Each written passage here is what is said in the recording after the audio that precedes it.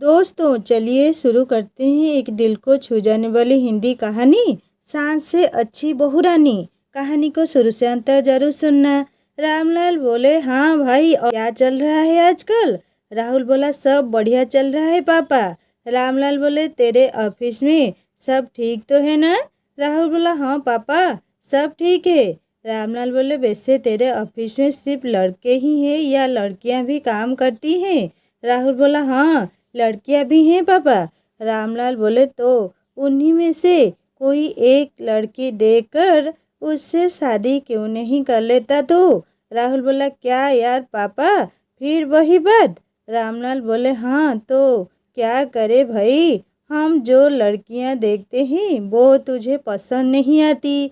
अरे कम से कम तू अपनी पसंद की ही कोई लड़की बता दे भाई। राहुल को समझ आ गया कि उसके पिता अब इस टपी को लंबा खींचने वाले हैं, तो उसने बिना कुछ कहे अपना नाश्ता जल्दी खाना शुरू कर दिया। राहुल के पिता रामलाल पुलिस में दरोगा थे और अब रिटायर होने के बाद घर पर ही रहते थे। राहुल उनका और उनकी पत्नी बिमला का इकलौता बेटा था और अब उसकी शादी की उम्र हो गई थी। लेकिन फिलहाल राहुल का शादी को लेकर कोई प्लान नहीं था। लेकिन रामलाल उसे शादी करने के लिए लगातार फोर्स कर रहे थे। बिमला बोला, और क्या बातें चल रही है पापा बेटे में? रामलाल बोले, कुछ नहीं, मैंने तो बस ये बोला कि अगर इसके ऑफिस में सुंदर लड़कियां काम करती हैं तो कभी उन्हें अपने घर भी लेकर आए। बिमला बोला, अच्छा जी, और वो किस खुशी में? रामलाल बोले, अरे बस ऐसे ही, इस बहाने थोड़ा हम भी खुश हो जाएंगे उन्हें देखकर। अब हर टाइम तो दाल चावल नहीं खा सकते ना, कभी कभी बिरयानी देखने का भी तो मन करता है ना। बिमला बोला, वैसे उम्र हो रही है आपकी, तो बस आप दाल चावल पर ही फोकस करो, कहीं बिरयानी आपकी तबीयत ना खराब कर दे। रामलाल बोले, अरे अरे, अभी मेरी उम्र ही क्या है, अभी तो मैं जवान हूँ और जब तक घर में बहू नहीं आ जाती तब तक तो मैं बिरयानी खा सकता हूँ। बिमला बोला, हाँ, जैसे बहू के आने ही बड़े सस्तंगी हो जाओगे, हम जानते नहीं क्या आपको? राहुल बोला, अच्छा मम्मी, पापा शुरू से ही इतने रंगीन थे या अब बुढ़ापे में ज़्यादा जवान हो रहे हैं? बिमला बोला, पता नहीं बेटा, घर में तो बड़े शरीफ बनकर रहते थे, पर पुलिस में थे ना तो सारा दिन तो बाहर ही रहते थे, और बाहर कहाँ कहाँ बिरयानी खाई मुझे क्या पता। रामलाल बोले, तुम दोनों को क्या पता भाई, जब मैं वर्दी पहनकर और काला चश्मा लगाकर अपनी जीभ से उतरता था ना तो लड़कियां देखती रह जाती थी मुझे।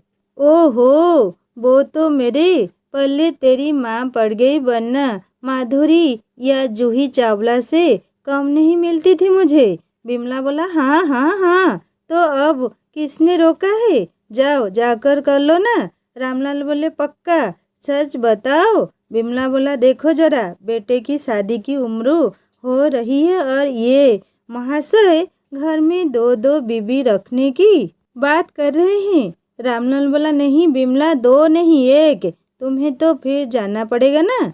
रामलाल के मजाक से चिढ़कर बिमला वहाँ से चली गई और रामलाल जोर जोर से हंसते रहे। दरअसल रामलाल रंगीन मिजाज के आदमी थे और ये बात सब जानते थे।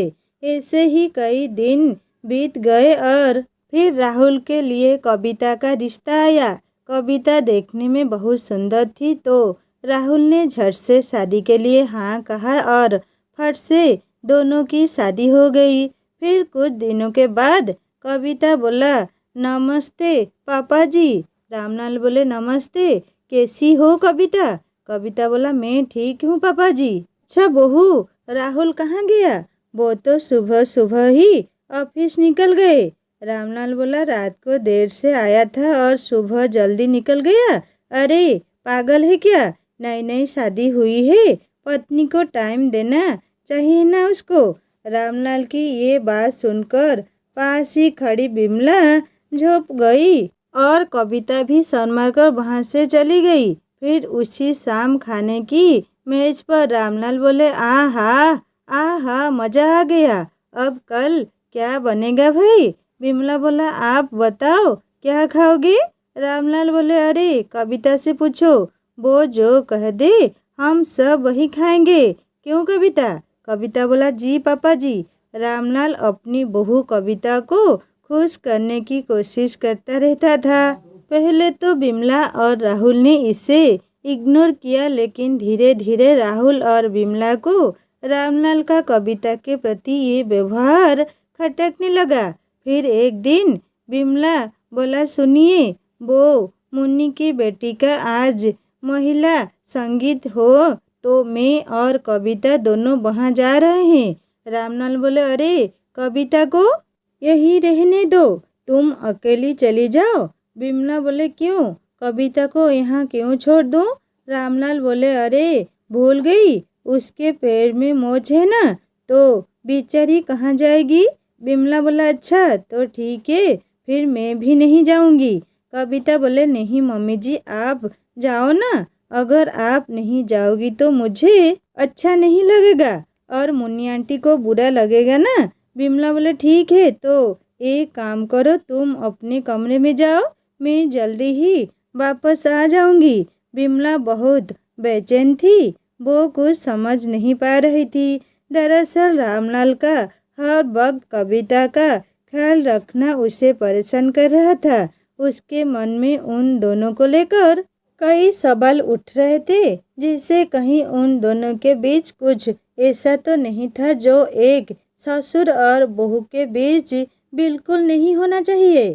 कविता के कहने पर वो पड़ोस के घर चली तो गई, लेकिन वहाँ भी उसे चैन नहीं आया और वो थोड़ी ही देर में वापस आ गई तो देखा कि रामलाल हॉल में नहीं था। बिमला को शक हुआ और वो दबे पांव कविता के कमरे की तरफ बढ़ी। वहाँ उसने देखा कि कविता बिस्तर पर लेटकर कराह रही थी और उसके सामने रामलाल उसका पैर पकड़कर बैठा था। ये देखकर बिमला आग बबूला हो गई। बिमला बोला, शर्म आनी चाहिए आपको, आपने तो अपनी बहू को भी नहीं छोड़ा। छी। कविता बोला, मम्मी जी रुकिए, आप गलत सोच रही है। आपके जाने के बाद मैं अपने कमरे में आ रही थी, तभी मेरा पैर फिर से मुड़ गया। मेरी चीख सुनकर पापा जी दौड़कर आए और उन्होंने मुझे यहाँ लेटा दिया। वो तो मेरे पैर पर गरम पट्टी बांध रहे थे, जिससे मुझे थोड़ा दर्द हो रहा था।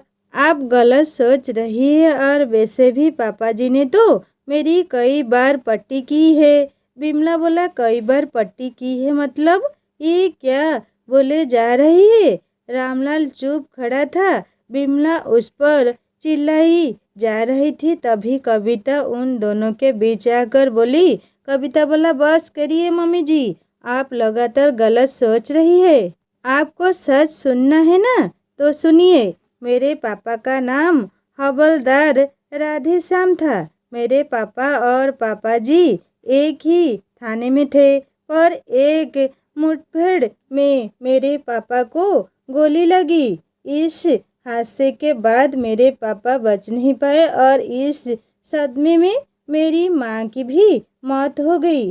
पापा जी ने मेरे पापा को वचन दिया था कि वो मुझे बेटी बनाकर रखेंगे, और उस दिन के बाद से मेरे स्कूल की फीस, हॉस्टल का खर्च सब कुछ पापा जी ने ही उठाया। और तो और मैं जिंदगी भर खुश रहूं, इसीलिए उन्होंने मेरी शादी अपने बेटे से ही करा दी। आपके पति देवता हैं मम्मी जी, जिन्होंने मुझ अनाथ को हमेशा अपनी बेटी माना है। ये कहते कहते कविता जोर जोर से रोने लगी। सच्चाई जानने के बाद बिमला रामलाल के पैरों में गिर पड़ी और उधर दरवाजे पर खड़ा राहुल भी पूरी बात जानने के बाद अपने आंसू नहीं रोक पाया। और रामलाल को भी समझ आ गया था कि अपनी पत्नी से मजाक करने की आदत उसे कितनी भारी पड़ गई थी। दोस्तों, ये कहानी आपको कैसी लगी मुझे ज़रूर कमेंट करके बताएगा। कहानी को पूरा पढ़ने के लिए शुक्रिया। कहानी अच्छी लगी तो लाइक करना, दोस्तों से शेयर करना और प्लीज़ सब्सक्राइब करके बेल आइकन दबा देना। और एक नई कहानी जल्दी लेकर आऊँगा। नमस्ते।